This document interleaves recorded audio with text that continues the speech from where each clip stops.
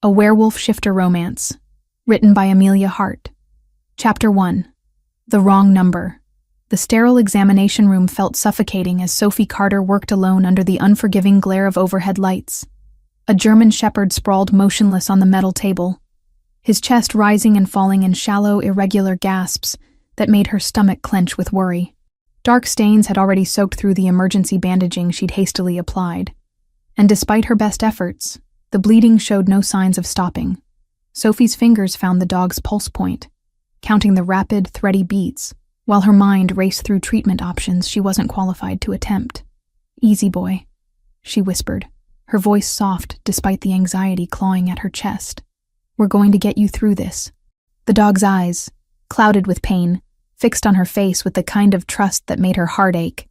She'd always had this effect on animals.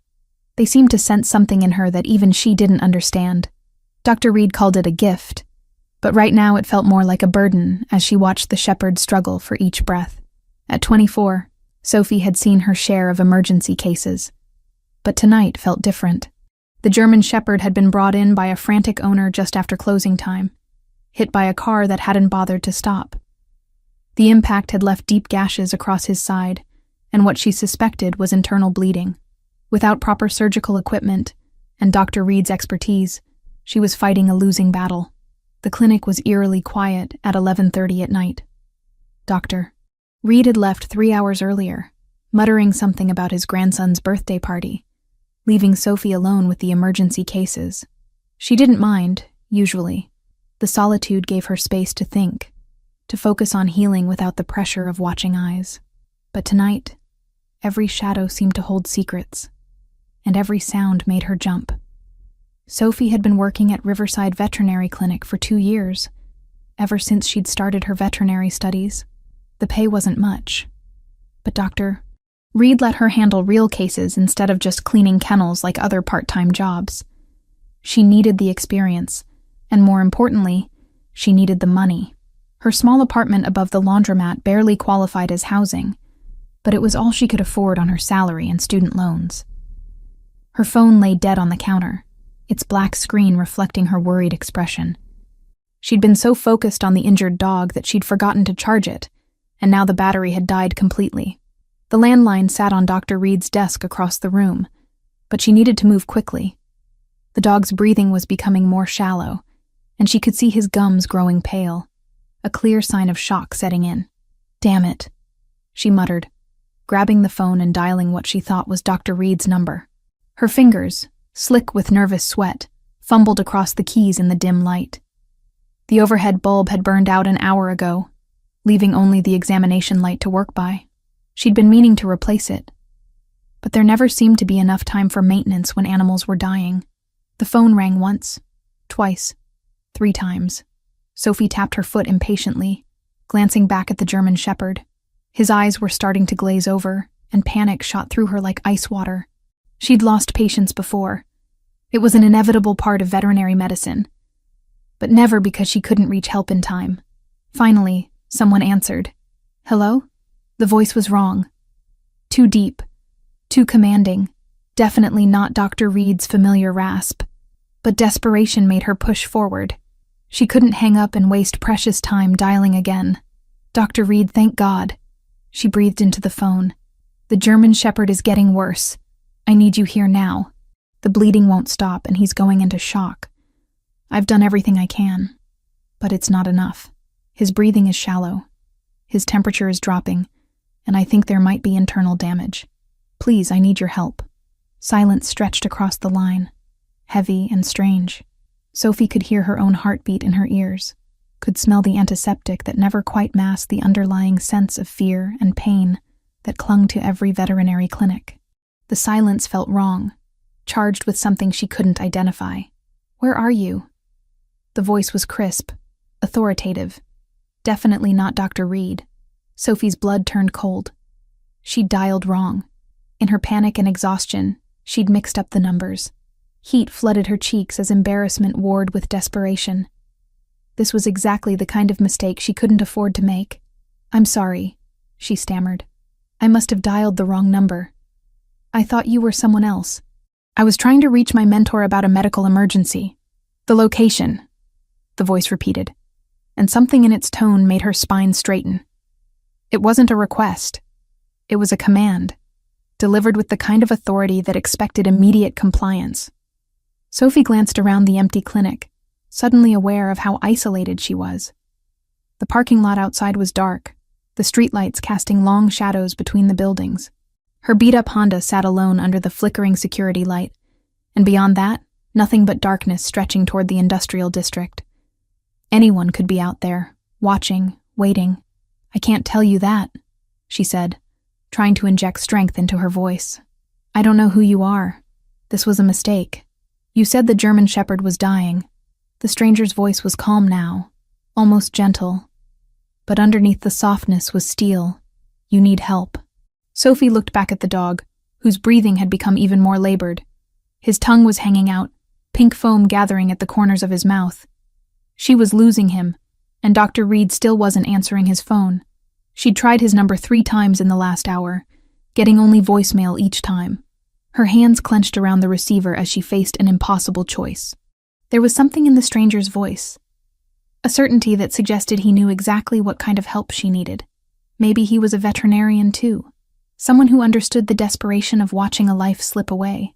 Maybe the universe had connected her to exactly the person who could save this dog's life. "Riverside Veterinary Clinic," she heard herself say. "On Maple Street, just past the old courthouse. But I should warn you, I'm calling the police if you're not who you say you are." The line went dead. Sophie stared at the phone in her hand, her heart hammering against her ribs. What had she just done? She'd given her location to a complete stranger, someone who'd answered a wrong number, and somehow convinced her to trust him with information that could put her in serious danger. But the German Shepherd's labored breathing reminded her why she'd taken the risk. She moved back to the examination table, placing her hands gently on the dog's side. His breathing was shallow, rapid, his body temperature dropping despite the warming blanket she'd wrapped around him. She had maybe 20 minutes before she lost him completely. Outside, she heard the sound of engines. Not just one car, but several, their headlights cutting through the darkness as they pulled into the clinic's parking lot. Sophie's mouth went dry as she watched through the window. 3 black SUVs arranged themselves in the parking lot like pieces on a chessboard, their tinted windows revealing nothing about the occupants. This wasn't Dr. Reed. This was something else entirely. The engines shut off in perfect synchronization, and Sophie watched as figures emerged from the vehicles. Even in the dim lighting, she could see they moved with predatory grace, their posture alert and ready. These weren't veterinarians coming to help with an emergency. These were something far more dangerous. Sophie's hands found the German Shepherd's head, stroking his ears as she whispered reassurances that she didn't feel. Whatever was about to happen, she wouldn't abandon the animal that had trusted her with his life. The clinic door's bell chimed as someone entered. Chapter 2. Dangerous Strangers. The man who entered the clinic moved with the fluid confidence of someone accustomed to commanding rooms. Sophie's breath caught as she took in his imposing figure, easily 6'2", with broad shoulders that filled out his dark jacket perfectly. His black hair was cropped short, professional, but there was nothing soft about the sharp angles of his face or the way his nearly black eyes swept the clinic with predatory assessment. Behind him came 4 other men, each one radiating the same controlled danger. They weren't thugs or common criminals. Their expensive clothes and coordinated movements suggested something far more sophisticated. Sophie's grip tightened on the examination table as they fanned out through the small space, their eyes cataloging exits and potential threats with military precision. "You're not Dr. Reed," Sophie said, proud that her voice remained steady despite the fear clawing at her throat. The leader's gaze found hers, and she felt pinned like a butterfly under glass. "No," he agreed, his voice the same deep baritone that had commanded her location over the phone. "I'm someone who received your message about an emergency." "What kind of veterinarians travel in a convoy?" Sophie demanded, positioning herself protectively between the strangers and the injured German Shepherd. "Who are you people?" Instead of answering, the man approached the examination table with careful steps, his attention shifting to the dying dog. Something in his expression softened as he took in the animal's condition. The shallow breathing, the blood-soaked bandages, the glassy eyes that spoke of approaching death. What happened to him? He asked, and Sophie was surprised by the genuine concern in his voice. Hit and run, she replied automatically, then caught herself. Not that it's any of your business. I asked you a question. The man's lips curved into what might have been a smile. My name is Caspian Cross. I run a specialized veterinary practice. When I received your call, I thought one of my patients was in danger. Specialized how? Sophie's eyes narrowed. And why do you need bodyguards for house calls? I work with difficult cases, Caspian said smoothly. Animals that others have given up on. As for security, you'd be surprised how emotional people get when their pets are involved. It was a reasonable explanation, but something in his tone suggested layers of meaning she wasn't privy to. Sophie studied his face, looking for tells, for signs of deception. Her father had been a con artist before he died, and she'd learned to read people's lies in the subtle tightening around their eyes, the way their shoulders tensed when they fabricated stories. Caspian Cross was hiding something, but she couldn't detect outright deception, more like he was telling a version of the truth, edited for her consumption. The dog is dying, she said bluntly. If you're really a veterinarian, prove it. Without hesitation, Caspian rolled up his sleeves and moved to the sink, washing his hands with the practiced efficiency of someone who'd done it thousands of times. Sophie watched as he examined the German Shepherd with gentle but thorough hands, his fingers finding pressure points she'd missed, his eyes identifying symptoms she'd overlooked.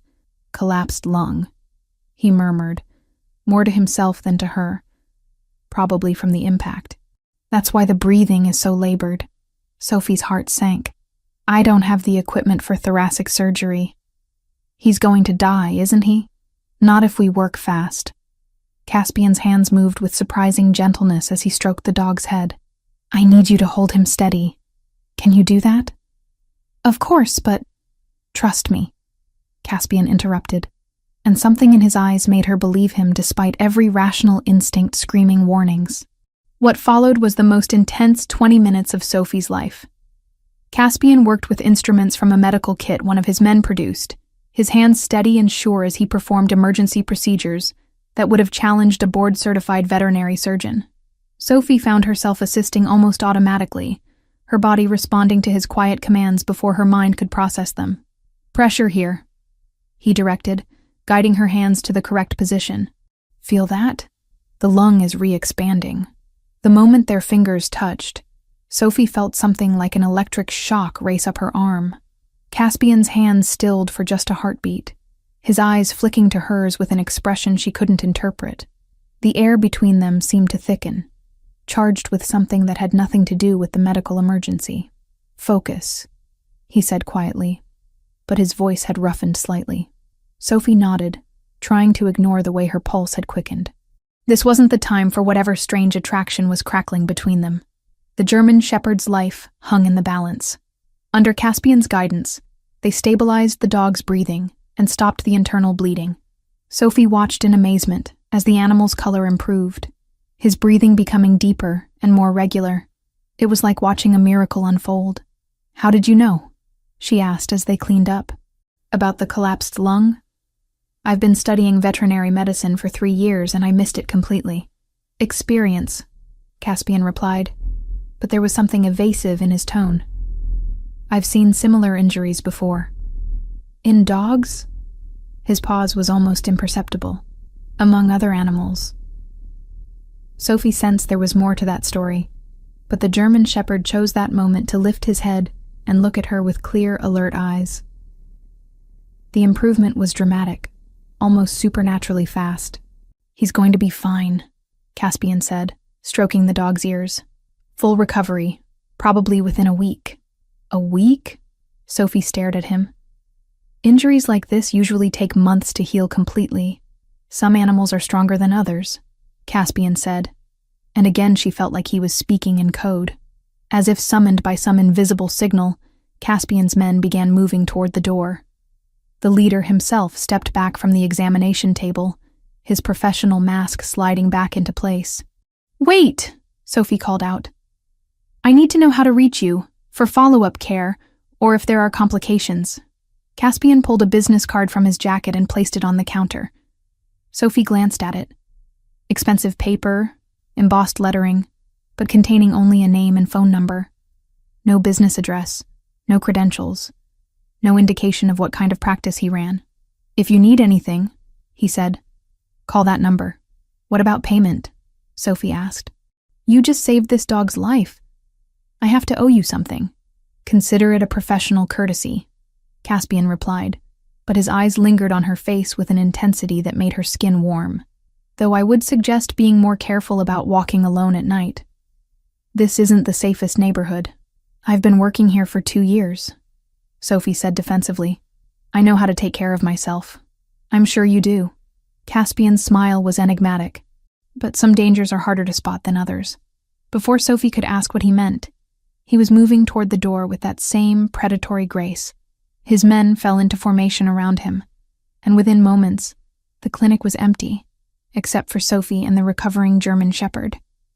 Sophie stood in the sudden silence, trying to process what had just happened. A stranger had answered her wrong number, brought a team of men who moved like soldiers, performed veterinary surgery with techniques she'd never seen, and then disappeared into the night like something out of a dream. She picked up his business card, running her thumb over the raised lettering. Caspian Cross. The name felt familiar on her tongue, though she was certain they'd never met before. There was something about him that called to her, something that made her want to trust him, despite every red flag her logical mind was raising. The German shepherd whined softly, drawing her attention back to the present. His eyes were bright and alert, his breathing normal. By all rights, he should still be fighting for his life. But instead, he looked ready to jump off the table and run around the parking lot. Sophie's phone buzzed with a text message. She'd plugged it in while Caspian worked, and now it showed several missed calls from Dr. Reed. "Sorry, kiddo," his voicemail said. "Family emergency ran longer than expected. How's our 4-legged patient?" Sophie stared at her phone, then at the business card, then at the miraculously recovered dog. How was she supposed to explain any of this to Dr. Reed? How could she tell him that a mysterious stranger with no credentials had performed emergency surgery in their clinic and then vanished without a trace? Outside, she heard a car engine starting. Sophie rushed to the window just in time to see a single black sedan pulling away from the curb across the street. Had someone been watching the clinic? Watching her? Caspian's words echoed in her mind. Some dangers are harder to spot than others. What had she gotten herself into? Chapter 3. Shadows and Wolves. 3 days passed since the mysterious encounter at the clinic, and Sophie couldn't shake the feeling that her world had tilted off its axis. The German shepherd, whom she'd started calling Max, had made a complete recovery that defied every principle of veterinary science she'd learned. Dr. Reed had been stunned by the animal's progress, running additional tests that showed no trace of the severe injuries that had nearly killed him. "I've never seen anything like it," Dr. Reed muttered, studying Max's latest x-rays. "It's as if the trauma never happened. The lung tissue shows no scarring, no signs of recent repair." "Are you absolutely certain about the initial diagnosis?" Sophie nodded, though doubt crept into her voice. "He was dying, Dr. Reed. Collapsed lung, internal bleeding, shock symptoms. I documented everything, but when she'd searched for her notes from that night, they were nowhere to be found. The examination forms she'd filled out had vanished, along with any physical evidence of Max's original condition. It was as if someone had deliberately erased all proof of what had happened. More disturbing than the missing paperwork was what Sophie had begun noticing around town. Cars that appeared wherever she went, different vehicles, but always with tinted windows that prevented her from seeing the occupants. A man in a coffee shop who left immediately after she arrived. The sensation of being watched that prickled along her spine every time she walked to her car. At first, she'd dismissed it as paranoia, a side effect of the stress from that night. But the feeling persisted, growing stronger each day. Someone was definitely keeping tabs on her movements. Sophie had tried researching Caspian Cross online, but found only sparse information. A few business listings for Cross Industries, a successful consulting firm with offices in 3 major cities, some charity photos showing him at fundraising events, always impeccably dressed and surrounded by society's elite. Nothing that explained his veterinary skills or his small army of bodyguards. The business card he'd left contained only his name and a phone number. She'd picked it up a dozen times, thumb hovering over her phone's keypad, but something always stopped her from calling. What would she say? Thank you for saving a dog's life with impossible healing techniques. Please explain why I feel like I'm being followed. Thursday evening found Sophie leaving campus later than usual, her head buzzing with information from her advanced animal physiology lecture. Professor Martinez had covered regenerative healing in various species, touching on cases where animals recovered from injuries that should have been fatal. The parallels to Max's recovery were unsettling. The university parking lot was nearly empty, most students having fled for weekend plans or part-time jobs. Sophie's Honda sat under a flickering light that cast intermittent shadows across the asphalt. She'd parked in the same spot for 3 years without incident, but tonight something felt wrong. 2 men emerged from behind a van parked 3 spaces away.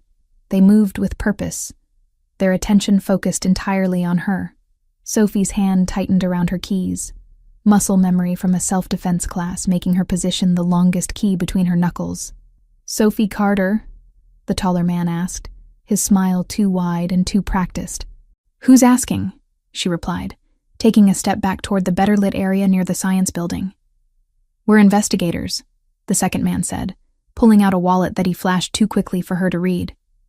"We need to ask you some questions about the incident at your workplace 3 nights ago." "What incident?" Sophie's heart rate spiked, but she kept her voice level. "Nothing happened at the clinic." "Come now, Miss Carter," the first man said, moving to block her retreat. "We know about your visitors, the men with the expensive cars. What do they want with you?" Sophie's mind raced. These men weren't police. Their suits were too cheap, their badges too conveniently brief, but they knew about Caspian and his team, which meant they'd been watching that night.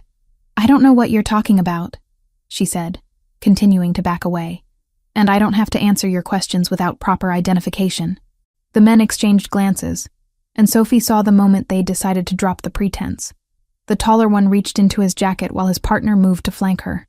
"I think you do know," he said, his voice losing its false friendliness. "And I think you're going to tell us everything." Sophie turned and ran. Behind her, she heard cursing and heavy footsteps. The science building was 50 yards away, but its doors were locked after 8 p.m. Her car was closer, but she'd never get the door open and the engine started before they caught her. Panic flooded her system as she realized how isolated she was. Then she heard something that froze her blood. A low, rumbling growl that seemed to come from everywhere at once. The footsteps behind her stopped abruptly.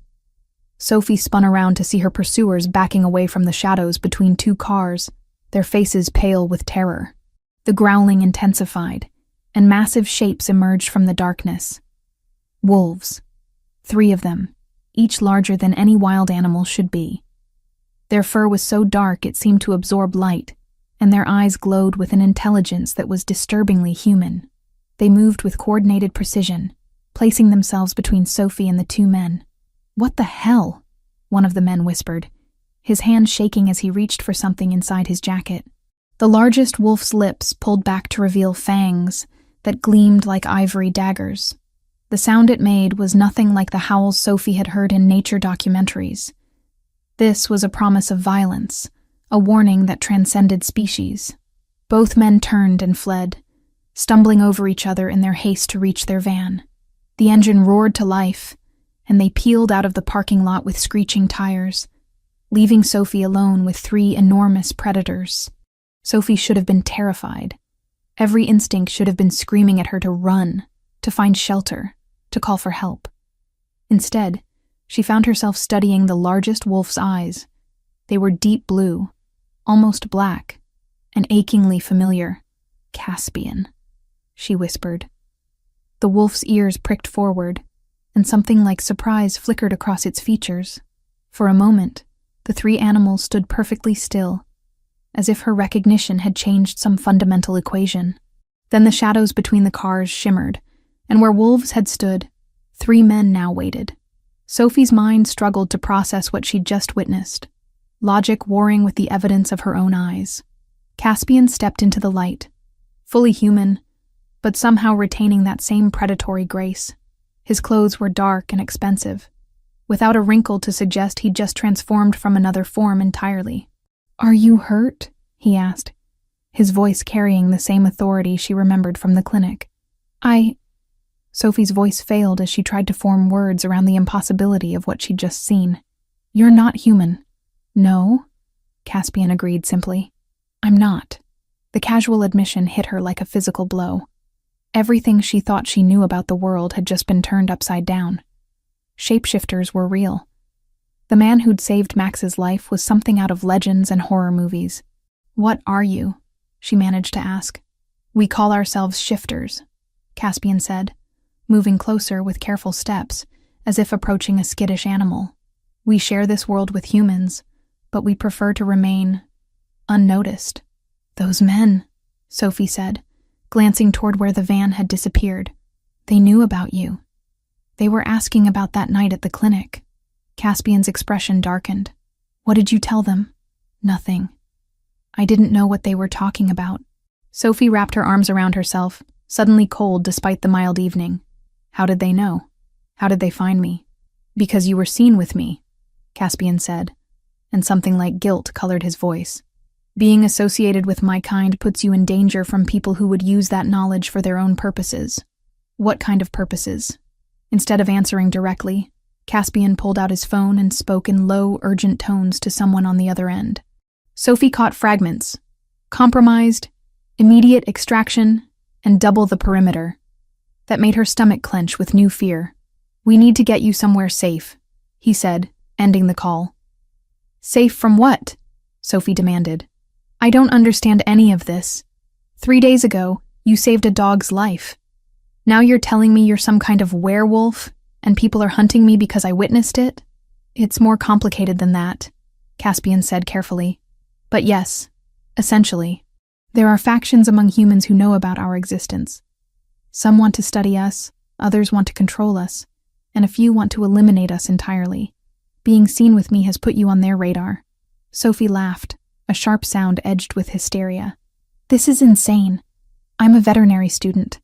I study for exams and worry about paying rent. I don't deal with secret organizations and shapeshifters." "You do now," Caspian said gently. "I'm sorry, Sophie. If I'd known that call would endanger you, I would have found another way to help that night." "Found another way to help? You answered a wrong number." "No," Caspian said, his eyes finding hers. "I answered exactly the call I was meant to answer."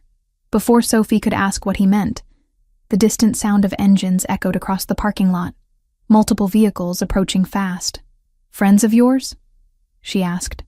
Caspian's expression was grim as he counted the lights. "No, and we're out of time." Chapter 4: Sanctuary in the Mountains. The attack came with brutal efficiency. Black SUVs roared into the parking lot from 3 directions, their headlights cutting through the darkness like searchlights. Men poured out of the vehicles before they'd fully stopped, moving with military precision that made Sophie's blood turn to ice. "Down!" Caspian barked, his hand finding the small of her back and pushing her behind a concrete pillar. Sophie crouched in the shadows, her heart hammering as she watched Caspian and his 2 companions shift into their wolf forms with fluid grace. The transformation was mesmerizing and terrifying. Bones stretching, muscles rippling, human features melting into something wild and powerful. Within seconds, 3 enormous wolves stood where men had been moments before. The battle was unlike anything Sophie had ever imagined. The wolves moved like liquid darkness, striking from multiple angles with coordinated attacks that spoke of years of fighting together. But their opponents were prepared for supernatural adversaries, wielding weapons that crackled with electricity and fired silver-tipped projectiles. "Tranquilizers!" Sophie heard one of the attackers shout. "We need them alive!" The largest wolf, Caspian, leaped over a car and tackled 2 men simultaneously, his massive form moving with impossible speed. But even as he fought, Sophie could see that they were outnumbered. More vehicles were arriving, disgorging fresh reinforcements.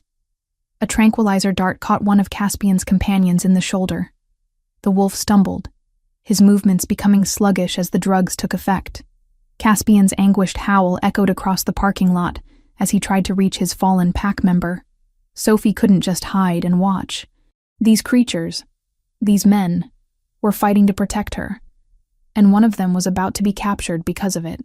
Without thinking, she grabbed her car keys and sprinted toward her Honda. "Sophie, no!"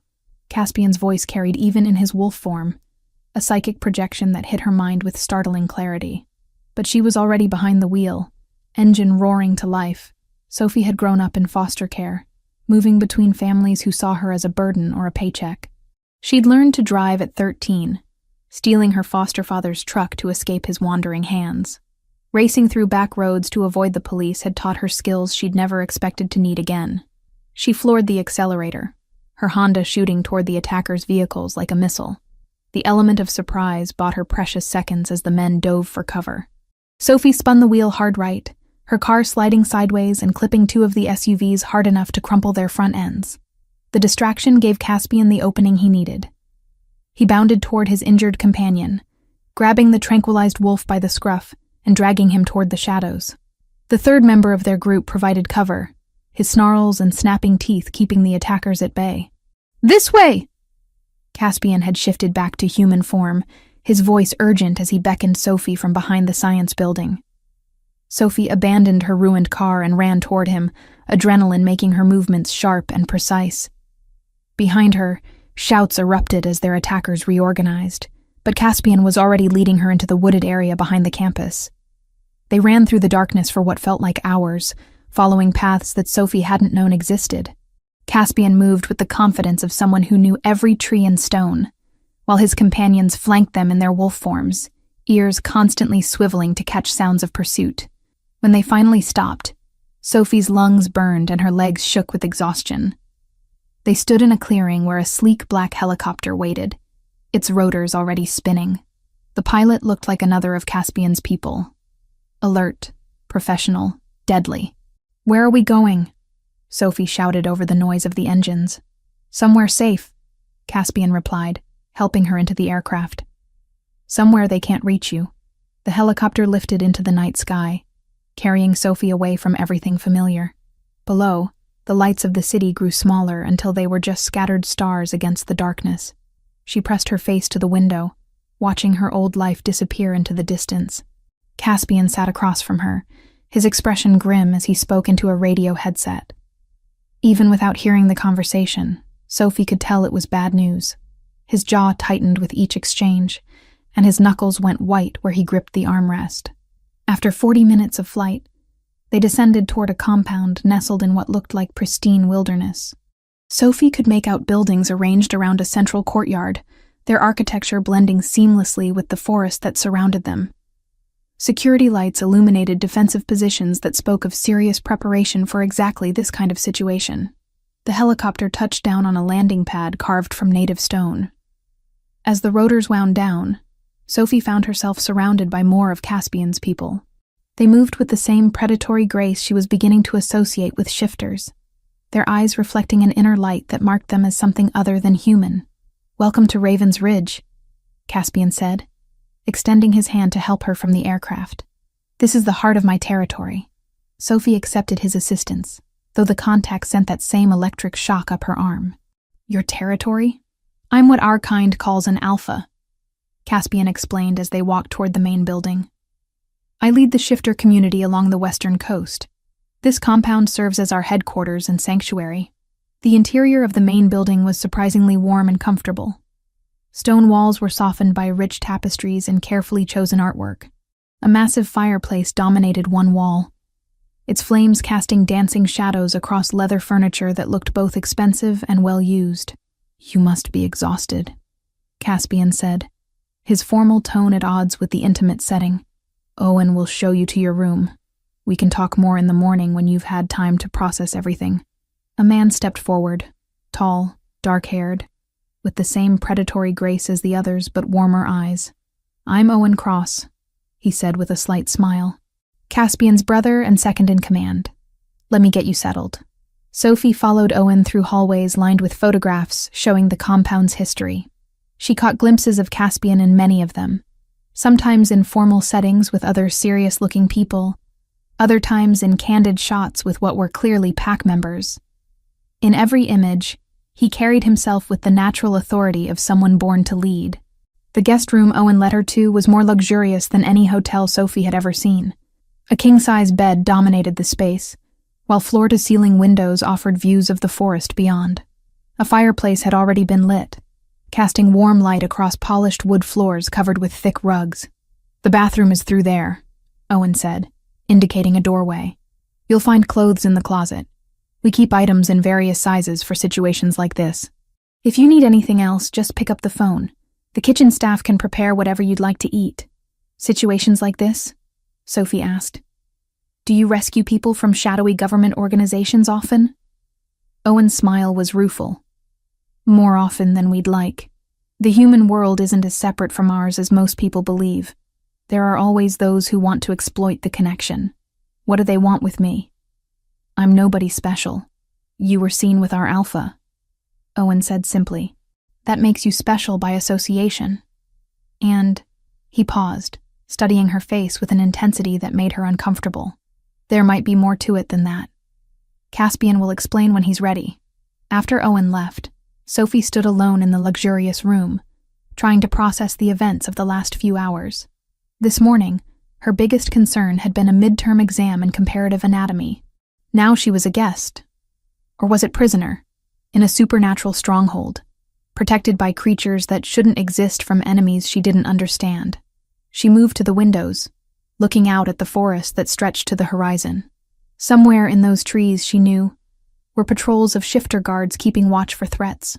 The thought should have been comforting, but instead, it emphasized how completely her world had changed. A soft knock at the door interrupted her thoughts. Sophie turned to find a young woman entering with a tea service, her movements graceful and silent. "I'm Luna," she said with a warm smile. "I thought you might want something to help you sleep." "Thank you," Sophie said, accepting the steaming cup.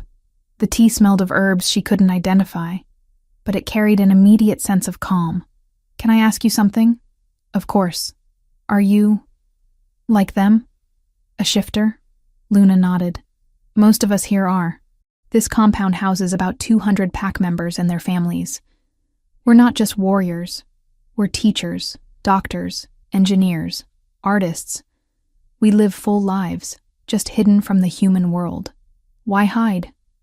If there are so many of you, why not just reveal yourselves?" Luna's expression grew sad. "Because humans fear what they don't understand. History is full of what happens when they discover something different. We've learned that survival means secrecy." After Luna left, Sophie sipped the herbal tea and tried to make sense of her situation. She was safe, but trapped. Protected, but isolated from everything she'd known. And at the center of it all was Caspian Cross, the enigmatic alpha who'd answered her desperate phone call and changed her life forever. Through her window, she could see lights moving through the forest. The patrols Owen had mentioned. Her protectors were out there, keeping watch through the night. But as sleep finally claimed her, Sophie couldn't shake the feeling that she was no longer Sophie Carter, veterinary student, and small-town nobody. She was something else now, though she didn't yet understand what. Chapter 5. Hidden Blood. Sophie woke to sunlight streaming through unfamiliar windows and the distant sound of voices carrying across the mountain air. For a moment, she lay still, hoping the events of the previous night had been nothing more than a vivid nightmare.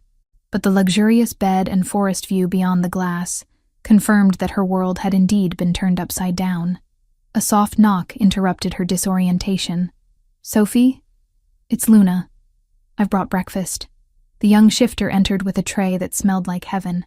Fresh coffee, warm pastries, and what looked like homemade jam. She set it on a small table by the windows, her movements carrying that same fluid grace Sophie was beginning to associate with Caspian's people. "How did you sleep?" Luna asked, pulling back the curtains to reveal a breathtaking view of the mountain valley. "Better than I expected," Sophie admitted, wrapping herself in the silk robe she'd found hanging in the bathroom. "Though I keep waiting to wake up and discover this was all a dream." Luna's smile was understanding. "The first contact with our world is always overwhelming. You're handling it remarkably well." "Am I? Because I feel like I'm barely holding it together." "Trust me, you're doing fine. I've seen humans discover our existence before, and most of them end up catatonic or hysterical. You fought back last night. That takes courage. Sophie sipped the coffee, which was better than anything she'd ever tasted, and studied Luna's face. The young woman couldn't be much older than herself, but her eyes held a wisdom that spoke of experiences far beyond her apparent years. "How long have you lived here?" Sophie asked. "All my life. I was born at Raven's Ridge," Luna replied, settling into the chair across from her. "My parents were part of Caspian's father's pack. When the old Alpha died and Caspian took over, nothing really changed for those of us who grew up here. This has always been home." "What happened to his father?"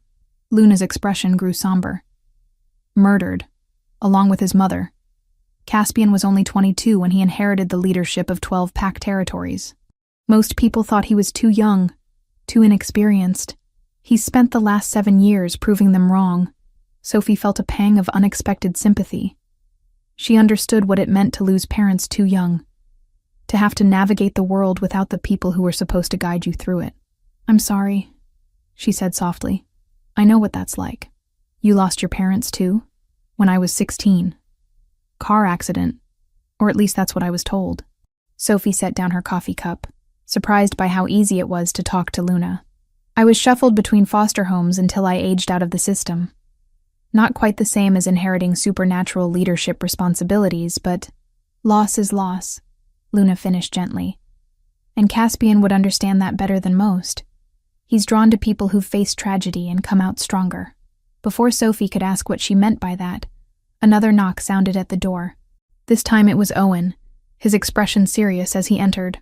"Sorry to interrupt," he said, "but Caspian needs to see you. We've had some developments overnight." Sophie's stomach clenched with anxiety. "What kind of developments?" "The kind better discussed in private," Owen replied, his tone diplomatic but firm. Sophie quickly dressed in the clothes that had been provided, jeans and a sweater that fit perfectly, though she tried not to think too hard about how they'd known her exact size. Owen led her through the compound, past training areas where shifters practiced combat in both human and wolf forms. She couldn't help staring at the casual way they moved between shapes, as if changing form was as natural as breathing. Some fought as humans with weapons she'd never seen before, while others prowled the practice ring as massive wolves, their movements coordinated with an intelligence that went far beyond animal instinct. "Impressive, isn't it?" Owen said, noticing her fascination. "Most of us start training from childhood. By adulthood, the shift is as natural as walking. How many of you are there? Shifters, I mean." "More than humans suspect, fewer than we'd like," Owen replied carefully. "We're scattered across the globe in packs and territories. Caspian's domain is one of the largest in North America. They entered a building that felt more like a corporate office than part of a supernatural stronghold. Glass-walled conference rooms lined a central corridor, while the air hummed with the quiet efficiency of important work being done. Through open doorways, Sophie caught glimpses of people working at computer terminals, their screens displaying information she couldn't interpret. Caspian waited in a corner office that managed to be both professional and unmistakably his. The furniture was expensive but functional, while the walls displayed maps marked with symbols she didn't recognize.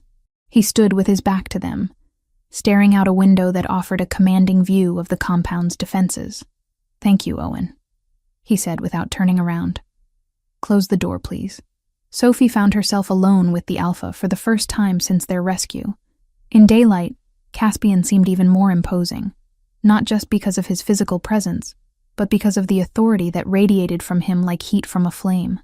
This was a man accustomed to making life-or-death decisions, to carrying the weight of hundreds of lives on his shoulders.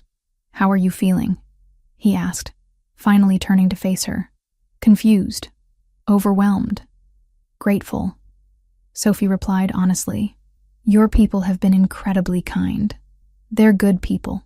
They deserve protection, which is why what I'm about to tell you is going to be difficult to hear." Sophie's mouth went dry. "What happened?" Caspian moved to his desk, picking up a tablet and scrolling through information that made his jaw tighten with anger. "The men who attacked us last night weren't random opportunists.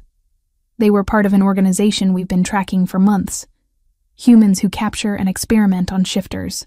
Experiment how? They're trying to replicate our abilities, create artificial shifters they can control." Caspian's voice was flat, but Sophie could hear the rage burning underneath. They've been targeting isolated pack members, especially those with rare gifts. Sophie sank into one of the chairs facing his desk, her legs suddenly unsteady. And they think I have rare gifts? We think they know something about you that you don't know about yourself, Caspian said gently. Sophie, when you touched that injured German shepherd at the clinic, what did you feel? I felt connected to him, like I could sense his pain, understand what he needed. Sophie frowned, remembering. But that's not unusual for me. I've always been good with animals. Too good, Caspian said.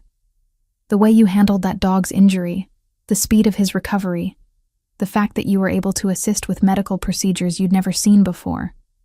It all points to abilities that go beyond normal human capabilities. Sophie laughed shakily. Are you saying I'm part shifter? Because I'm pretty sure I'd know if I could turn into a wolf. Not all supernatural bloodlines manifest as shape-shifting, Caspian explained, moving around the desk to sit in the chair beside her. There are healers, empaths, seers. Humans with dormant supernatural heritage who possess abilities their conscious minds don't recognize. That's impossible. I know my family history. My parents were completely normal people. Caspian's expression grew even more serious. Sophie, we've been investigating your background since that night at the clinic. Your parents weren't killed in a car accident. The words hit her like a physical blow. Sophie felt the air leave her lungs as the world seemed to tilt around her. What? They were murdered. By the same organization that attacked us last night. Caspian's voice was gentle but implacable. Your parents were part of a bloodline of healers. Humans who could cure injuries and illnesses that would kill others. They refused to work with these people, so they were eliminated. Sophie stood abruptly, pacing to the window as her mind reeled. Everything she'd believed about her life, about her family, about herself, was crumbling like sand. You're lying, she whispered, but even as she said it, pieces were falling into place, the way animals had always trusted her instinctively. The strange dreams she'd had as a child, filled with images of light and healing. The foster families who'd called her too intense, who'd seemed almost afraid of her sometimes. I wish I were, Caspian said quietly, but the evidence is overwhelming. And Sophie, there's more. She turned to face him, dreading what other revelations he might have. More? The healing abilities you inherited aren't just rare. They're legendary. Your bloodline produces healers maybe once every 100 years. If these people capture you, they won't just study you. They'll use you to create an army of artificial shifters that could destroy everything we've built. Sophie sank back into her chair, overwhelmed by the magnitude of what he was telling her. I don't feel powerful. I don't feel special. I'm just me. You're more than you know, Caspian said, and something in his voice made her look up. His eyes were intense, searching her face as if looking for something specific. Sophie, when we touched at the clinic, did you feel anything unusual? Heat flooded her cheeks as she remembered the electric shock that had passed between them. Yes, but I thought that was just attraction. It was more than that. Caspian leaned forward, his gaze never leaving hers. What you felt was the beginning of a mate bond. A what? Among shifters, we have destined partners. When we meet them, there's an immediate recognition, a connection that goes beyond the physical or emotional. Caspian's voice grew rough. Sophie, you're not just a healer. You're my mate. The room went silent, except for the sound of Sophie's ragged breathing. Everything was too much. The revelations about her parents, about her abilities, about the connection she felt to this dangerous, compelling man. I need air, she managed to say, standing on unsteady legs. Sophie, wait! But she was already moving toward the door, desperate to escape the intensity of his gaze and the implications of everything he'd just told her. She fled through the corridors, past surprised pack members, toward the exit that would take her into the forest where she could think clearly. Behind her, she heard Caspian calling her name. But she didn't stop. She couldn't stop. Not when her entire understanding of herself had just been destroyed and rebuilt in the span of a single conversation. The forest welcomed her with cool shadows and the rustle of wind through pine needles. Sophie ran deeper into the woods, following a path that seemed to call to her instincts. Only when she could no longer see the compound behind her did she finally stop, leaning against a massive tree trunk as she struggled to catch her breath. Her parents had been murdered. She had supernatural abilities. She was supposedly destined to be with a man she'd known for less than a week. And somewhere out there, people were hunting her for her blood. Chapter 6. Blood and Betrayal. Sophie had been walking through the forest for almost an hour when the tranquilizer dart hit her shoulder. The sharp pain was followed immediately by a spreading numbness that made her legs buckle beneath her. She managed one strangled cry before her voice failed entirely, her body betraying her as the drugs took hold. Through blurring vision, she watched figures emerge from the trees around her. They moved with military precision, faces hidden behind tactical masks, weapons trained on her prone form. One of them spoke into a radio with calm professionalism. Package acquired. Beginning extraction. Sophie tried to fight as they lifted her, tried to call out for Caspian, but her body no longer obeyed her commands. The last thing she saw before unconsciousness claimed her was the canopy of pine branches disappearing as they carried her away from safety. When awareness returned, Sophie found herself in what looked like a medical facility, carved from raw stone. The walls were rough-hewn rock, but the equipment was state-of-the-art. Monitoring devices, surgical instruments, and restraints that held her firmly to a metal examination table. Bright lights overhead made her eyes water as she tried to focus on her surroundings. "Ah, you're awake. Excellent." The voice was cultured, refined, with just a hint of an accent she couldn't place. Sophie turned her head to see a man in an expensive suit approaching her table. He was tall and lean, with perfectly styled blonde hair and cold blue eyes that studied her with scientific interest. "Who are you?" Sophie's voice came out as a croak, her throat dry from whatever drugs they'd given her. "My name is Victor Crane," he said, pulling up a chair beside her table. "And you, my dear, are far more valuable than you realize." "I don't know what you're talking about." Sophie tested the restraints holding her wrists and ankles, but they were designed to hold much stronger creatures than herself. Victor's smile was patronizing. "Of course you don't. That's the beauty of dormant bloodlines. The power exists whether you're aware of it or not. Tell me, Sophie Carter, do you know what your parents really were?" Despite Caspian's revelations earlier, hearing it from this stranger's lips sent ice through her veins. "My parents were normal people." "Normal people don't possess the genetic markers for supernatural healing abilities," Victor said, consulting a tablet in his hands. "Normal people don't carry bloodlines that can trace their ancestry back to the original healers who walked alongside the first shifters centuries ago." He stood and moved to a nearby table covered with medical instruments. Sophie's heart rate spiked as she watched him examine various syringes and scalpels with casual interest. "You see, my dear, your parents made a terrible mistake 16 years ago. When my organization approached them about joining our research program, they refused. They believed their gifts should remain hidden, used only to help animals and the occasional human who stumbled across their path. So you killed them," Sophie whispered, pieces of a horrific puzzle falling into place.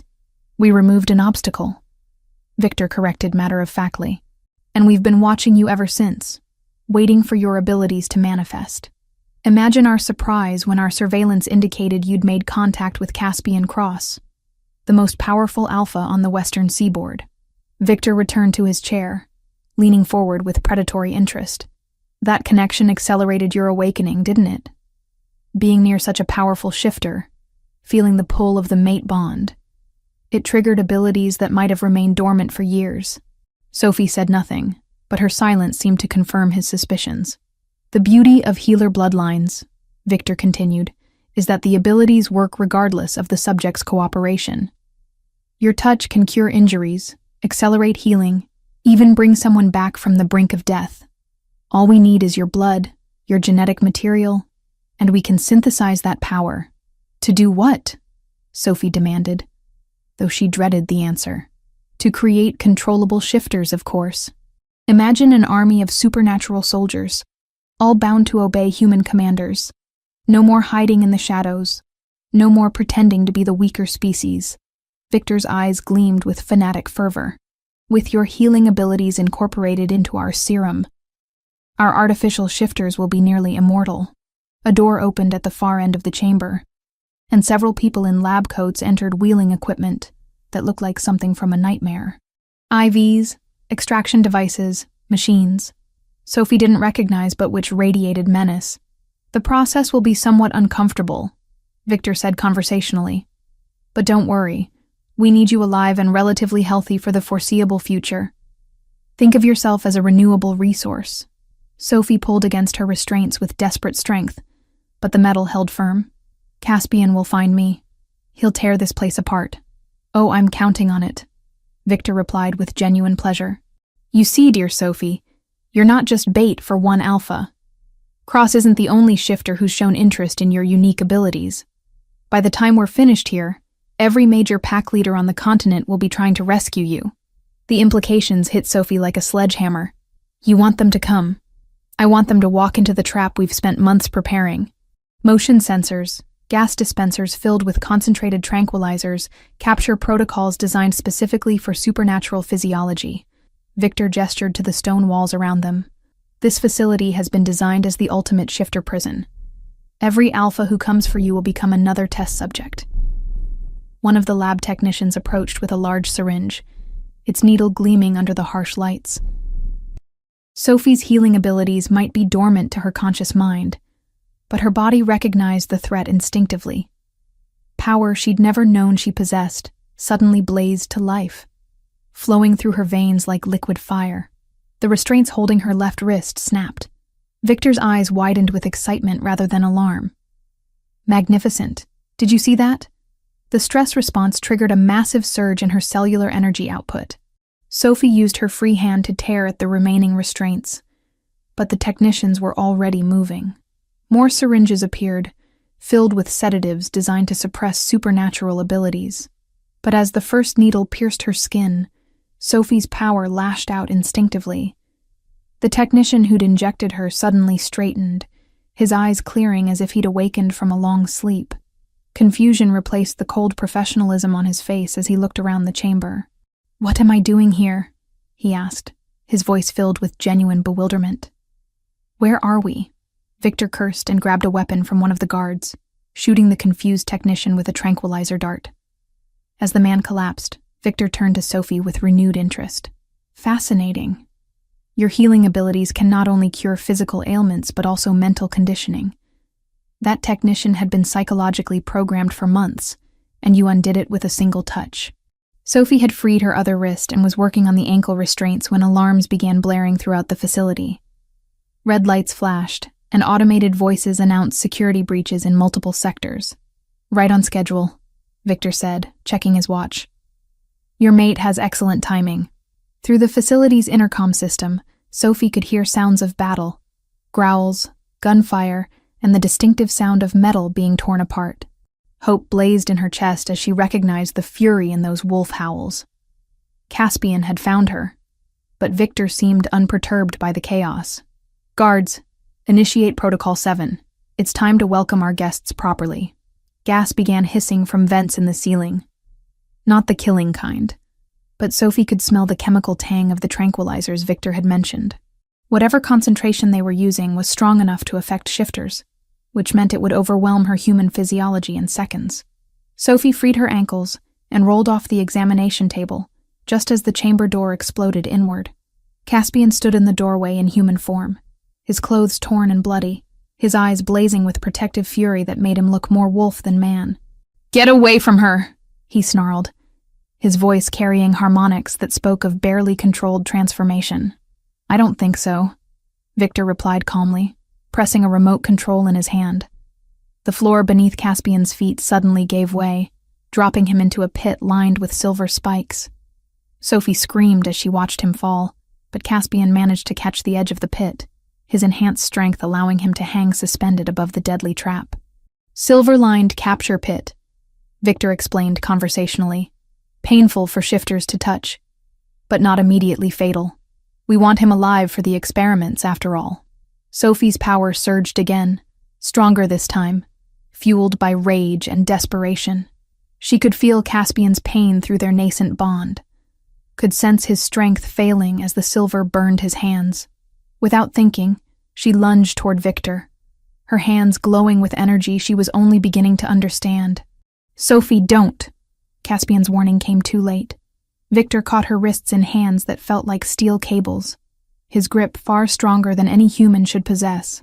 As their skin made contact, Sophie realized with horror that her healing power was flowing into him, not harming him. "Thank you, my dear," Victor said as supernatural energy coursed through his body. "I was wondering how to field test our enhancement serum. Your power will make an excellent catalyst." Sophie watched in growing terror as Victor's eyes began to glow with stolen energy, as his already impressive strength increased beyond human limitations. She'd just given their enemy the power to become something far worse than a mere human fanatic. She'd created a monster. Chapter 7. The Alpha's Claim. Victor's enhanced strength lifted Sophie off the ground as stolen power coursed through his system. His eyes blazed with supernatural energy that didn't belong to him, and his grip on her wrists felt like iron manacles. But even as terror flooded through her, Sophie could feel something else. A connection that went deeper than fear or pain. Caspian's presence in her mind, urgent and desperate. "Sophie, listen to me. The bond between us, use it. My strength is yours." She didn't understand what he meant until she felt it. Power flowing not just from her into Victor, but from Caspian into her. The mate bond he'd spoken of was more than emotional connection. It was a conduit that allowed them to share abilities, to become more than the sum of their parts. "Impossible," Victor snarled as he felt the change in her energy signature. "You're just a human with dormant abilities." "No," Sophie said, her voice stronger than it had been moments before. "I'm something else entirely." The power building within her wasn't just healing energy anymore. It carried the force of Caspian's alpha authority, the protective fury of a mate defending his chosen partner. Sophie had never felt anything like the strength flowing through her veins, transforming her from victim to something far more dangerous. Victor's eyes widened as he realized what was happening. "You're bonding. Right now, in the middle of battle, you're completing a mate connection that takes most shifter pairs months to achieve. Some bonds are stronger than others," Caspian said through gritted teeth as he hauled himself out of the silver-lined pit. His hands were burned and bleeding from contact with the toxic metal, but determination drove him forward. Sophie channeled the combined power flowing through her into a surge of pure healing energy, but instead of letting Victor steal it, she reversed the flow. Every enhanced ability he'd absorbed, every artificial modification his body had undergone, she began systematically dismantling. Victor screamed as his stolen strength turned against him. The enhancements that had made him superhuman became weaknesses, as Sophie's power identified them as foreign elements to be purged. His grip on her wrists loosened as his body convulsed with the effort of containing energies at war within his cells. "Kill them both!" Victor managed to shout to his remaining guards. But Caspian was already moving, his injuries forgotten in the face of mortal threat to his mate. He shifted mid-leap, human form dissolving into the massive black wolf that had first saved Sophie in the parking lot. His jaws closed around the throat of the nearest guard, while his claws raked across tactical armor, designed to stop bullets, but not supernatural fury. Sophie felt every moment of the battle through their growing connection. Caspian's pain became hers, but so did his strength, his speed, his predatory instincts honed by years of leadership.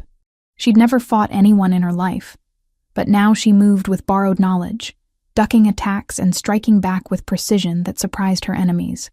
More guards poured into the chamber, but they faced opponents who were no longer merely human and shifter. Sophie and Caspian fought as a bonded pair, each anticipating the other's moves, covering weaknesses and amplifying strengths through their psychic link. "This is impossible," Victor gasped, struggling to maintain control as Sophie's power continued dismantling his enhancements. Mate bonds don't activate this quickly. The process takes time, preparation, ritual. "You're wrong," Sophie said, dodging a tranquilizer dart and redirecting its trajectory into one of Victor's own men. "Some connections transcend your understanding of how things work." Through the facility's sound system, she could hear the battle expanding. Caspian's pack had arrived in force, dismantling Victor's carefully prepared trap with coordinated efficiency. The gas designed to incapacitate shifters was being neutralized by pack members with specialized abilities, while the silver-lined capture pits were being bypassed by wolves who'd spent years training for exactly this kind of rescue operation. But Victor wasn't finished. Even as Sophie's power stripped away his stolen abilities, he pulled a final weapon from his jacket, a syringe filled with liquid that glowed with unnatural light. "If I can't control you," he snarled, "then I'll make sure no one can benefit from your abilities." The needle was aimed at Sophie's heart, designed to deliver a toxin that would corrupt her healing gifts into their opposite, a power that would cause death instead of life. But Caspian's wolf form intercepted the strike, Victor's syringe piercing fur and muscle instead of finding its intended target. Sophie felt the poison enter Caspian's bloodstream through their bond, felt his system beginning to shut down as the toxin attacked his enhanced physiology. But she also felt something else, an opportunity. The mate bond worked both ways. If she could share his strength, then she could also share his burden. Sophie placed her hands on Caspian's wolf form, channeling not just healing energy, but her very life force into him.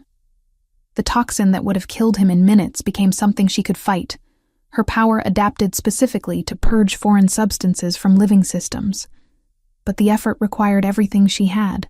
Sophie felt her own strength draining away as she pulled Victor's poison into herself, using her body as a filter to cleanse what threatened her mate. The chamber around them began to blur as consciousness started slipping away. "No." Caspian's voice in her mind was fierce with denial. "Sophie, stop. You'll kill yourself. Better me than you." She managed to think back, though forming coherent thoughts was becoming increasingly difficult. Not acceptable. Caspian's human form materialized as he shifted back, his hands covering hers where they pressed against his chest. "We do this together or not at all." Their combined will focused the poison into a concentrated mass that Sophie's power could isolate and destroy.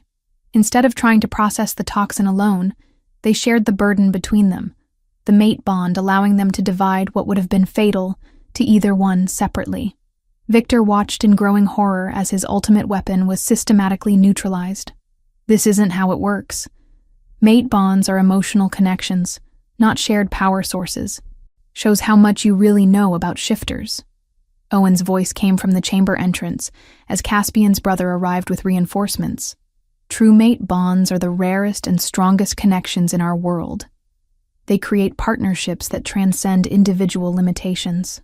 The remaining guards surrendered as pack members filled the chamber, their coordinated assault having overwhelmed Victor's facility completely. But Sophie barely noticed their arrival. Her attention focused entirely on the man whose life she'd just saved, and who had saved hers in return. "The bond is complete," Caspian said softly, his eyes holding hers with an intensity that made her breath catch. "Sophie, do you understand what that means?" She nodded, feeling the connection between them as clearly as her own heartbeat. "It means we're partners. In everything. It means you're Luna of the Western Territories," Owen said with a grin. "Alpha female to every shifter pack from here to the Pacific Ocean. Hope you're ready for some responsibility." Sophie looked around the chamber, at the defeated facility, at the pack members who watched her with respect and expectation, at Caspian whose life was now intertwined with hers, in ways she was only beginning to understand. 24 hours ago, she'd been a veterinary student worried about exam grades. Now she was something she'd never imagined possible, the mate of the most powerful alpha on the continent, with abilities that could heal or destroy depending on how she chose to use them. "I'm ready," she said, surprised by how true the words felt. Victor laughed bitterly from where he lay restrained by Owen's men. "You have no idea what you've just committed yourself to. The human world won't tolerate your existence once they learn what you really are. They'll hunt you, study you, try to replicate what makes you special." "Let them try," Sophie said, her voice carrying an authority she'd never possessed before. "They'll find that some things can't be stolen or copied." She looked at Caspian, seeing her own determination reflected in his eyes. Whatever challenges awaited them, they would face them together. The frightened woman who'd hidden in the clinic less than a week ago was gone, replaced by someone who understood her place in a larger world. The mate bond hummed between them, strong and unbreakable, promising a future neither could have imagined alone. Chapter 8. Forever Bound. 6 months had passed since the confrontation at Victor's facility, and Sophie was still adjusting to the reality of her transformed life. She stood at the floor-to-ceiling windows of her new office at Ravens Ridge, watching pack members go about their evening routines in the compound below. Children played in the courtyard while their parents finished work shifts, and patrol teams prepared for their nightly circuits through the forest. "Second thoughts?" Caspian's voice came from behind her, warm with affection and understanding. Sophie turned to find her mate leaning against the doorframe, still wearing the formal suit he'd donned for their video conference with the European pack leaders earlier that day. Even after months of being bonded, the sight of him still made her pulse quicken. "Never," she said, moving into his arms with the easy familiarity of established intimacy. "I was just thinking about how different everything is now." "Different how?" Caspian asked, his hands settling at her waist as he pulled her closer. 6 months ago, the most important decision I had to make was which textbook to study from." Sophie laughed, gesturing toward the papers spread across her desk. "Now I'm reviewing territorial agreements and healing protocols for 12 different pack communities. The transition from veterinary student to Luna had been challenging, but deeply fulfilling. Sophie's unique abilities as a healer had revolutionized medical care throughout Caspian's territory, allowing her to establish treatment centers that served both shifters and the human communities that unknowingly bordered their lands. "Any regrets?" Caspian asked, though his tone suggested he already knew the answer. "Only that it took a life-or-death situation for us to find each other," Sophie replied, reaching up to straighten his tie, "though I suppose that's fitting for us." Their relationship had deepened steadily since completing the mate bond, but it had required adjustment from both sides. Caspian had learned to share the isolation of leadership, while Sophie had grown into authority she'd never expected to wield. The young woman who'd once worried about paying rent was now responsible for the welfare of thousands. A knock at the office door interrupted their moment. Luna entered carrying a tablet and wearing the expression that meant important news. "Sorry to interrupt," she said with a grin that suggested she wasn't particularly sorry. "But Dr. Martinez is here for your monthly evaluation, Sophie. And Owen wants to brief you both on the new territorial applications from the Midwest packs." Sophie sighed, stepping back from Caspian's embrace. The glamorous life of supernatural leadership. Dr. Martinez first, Caspian decided. "The territorial discussions can wait until after we know how you're progressing." Dr. Martinez was the pack's senior medical officer, a woman whose shifting abilities had manifested in enhanced diagnostic senses, rather than the typical wolf form. She'd been monitoring Sophie's development as a healer, documenting abilities that continued to evolve at an unprecedented rate. "How are you feeling?" Dr. Martinez asked, as she set up her monitoring equipment in the medical bay adjacent to Sophie's office. "Strong. Better than I ever have, actually," Sophie replied honestly. "The connection with Caspian has stabilized everything. My abilities don't feel wild or unpredictable anymore. That's consistent with what we're seeing in the data," Dr. Martinez confirmed, reviewing readings that tracked Sophie's energy output and healing capacity.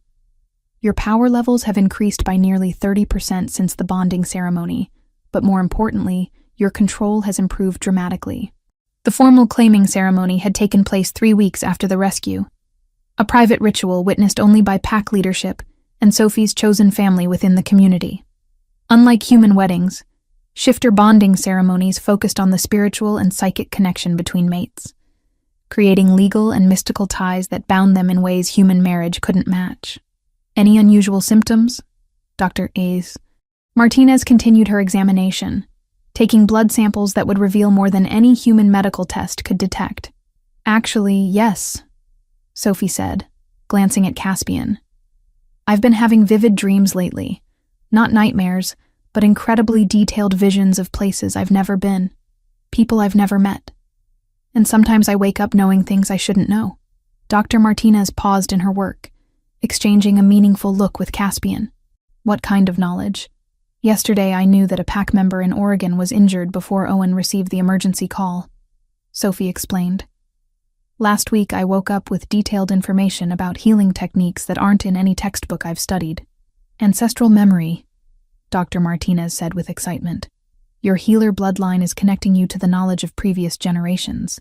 It's incredibly rare, even among documented healers." "Is it dangerous?" Caspian asked, His protective instincts immediately activated. "Not dangerous, but significant," Dr. Martinez replied. "Sophie, you're developing into something beyond what we initially expected. The combination of your natural abilities, the mate bond enhancement, and now ancestral memory access makes you possibly the most powerful healer born in centuries." The implications hung heavy in the air.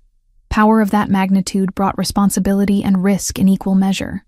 "There's something else," Sophie said quietly. "I think I might be pregnant." The words hung in the sudden silence like a dropped bomb. Caspian went very still beside her, his expression cycling through surprise, joy, and protective concern. "How long have you suspected?" Dr. Martinez asked, her professional demeanor masking obvious excitement. "A few weeks. The symptoms are subtle, but combined with the enhanced abilities and the strange dreams." Sophie shrugged. "It feels different than anything I've experienced before." Dr. Martinez immediately began additional tests, her equipment humming with activity as it analyzed samples that would confirm or deny Sophie's suspicions. The wait felt eternal, filled with the weight of possibilities that would change everything once again. "Congratulations," Dr. Martinez finally said with a broad smile. "You're definitely pregnant. About 8 weeks along, based on the hormone levels and energy signatures I'm detecting." Sophie felt Caspian's arms wrap around her from behind, his joy and wonder flooding through their bond with overwhelming intensity. A child. Their child. The first offspring of a true healer and an alpha king in documented shifter history. "What does this mean?" Sophie asked, though she suspected the answer would be complicated. "It means your child will be unique," Dr. Martinez replied carefully. "The offspring of such powerful bloodlines has never been recorded. We're in uncharted territory. But the baby will be healthy?" Caspian asked, his voice tight with concern. "As far as I can determine, perfectly healthy," Dr. Martinez assured them. "But Sophie, your abilities will likely continue evolving throughout the pregnancy. We'll need to monitor you closely." Later that evening, Sophie and Caspian walked through the forest surrounding Raven's Ridge, following paths they'd traveled countless times during their bonding period. The woods felt different now, not just familiar, but truly home. "Are you scared?" Sophie asked, her hand resting protectively over her still flat stomach. "Terrified," Caspian admitted with characteristic honesty. "I've led packs through wars and territorial disputes, but the thought of being responsible for a child who might inherit both our abilities..." He shook his head. "That's a level of responsibility I never imagined. We'll figure it out together," Sophie said, echoing words he'd spoken to her during their first weeks at the compound. "That's what mates do." They paused at their favorite overlook, where the valley spread out below them, dotted with the lights of the compound. Somewhere in the distance, wolves howled their evening songs to the rising moon. "Do you ever miss your old life?" Caspian asked. Sophie considered the question seriously. "I miss the simplicity sometimes, but that woman who worried about exam grades and rent payments was living half a life. She didn't know what she was capable of, didn't understand her place in the world. And now you do? Now I know that some people are meant for extraordinary things," Sophie replied, turning to face him. "I was terrified that night in the clinic when you walked through the door, but part of me recognized you even then. Recognized home."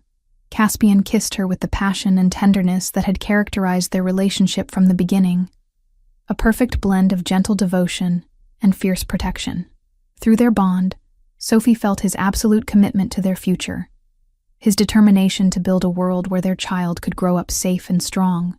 "I love you," he said against her lips, words that carried the weight of eternity. "I love you too," Sophie replied, her hand finding the business card she still carried in her pocket, a reminder of the wrong number that had led to everything right in her life. Above them, the full moon cast silver light across the forest, illuminating the path that had brought them together and would carry them into whatever challenges awaited. They were no longer just individual people trying to survive in a complex world. They were mates, partners, leaders of a community that looked to them for protection and guidance. And soon, they would be parents to a child who would inherit abilities that could reshape the relationship between human and shifter worlds. Whatever came next, they would face it together, bound by love and destiny in equal measure. The future stretched ahead of them, bright with possibility, and anchored by the unbreakable connection forged in crisis and strengthened by choice. Sophie Carter, the frightened veterinary student, was gone forever. In her place stood Sophie Cross, Luna, healer, and mother-to-be, ready for whatever extraordinary adventures lay ahead.